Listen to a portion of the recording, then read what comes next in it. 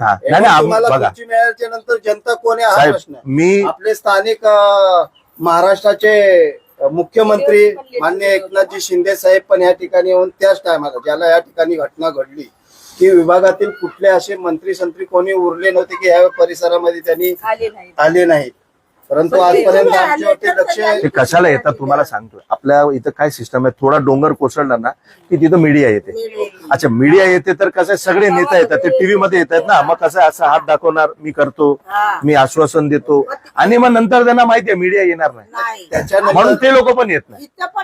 आणि कसं आहे, आई तुम्हाला सांगतोय, त्यांना ना तुमची नस माहिती आहे, नेत्यांना तुमची नस माहिती आहे की त्यांना काय इंजेक्शन मारायचं तर आपल्याला मतदान मिळेल. हे डोंगर बनवा नका बनवू यांना काय फरक पडत नाही. त्यांना काय द्या, त्यांना साडी द्या, त्यांना छत्री द्या, त्यांना कुकर द्या, त्यांना मिक्सर द्या, हे बरोबर आपल्याला मतदान करतील. आणि मग निवडणूक मध्ये काय करायचं,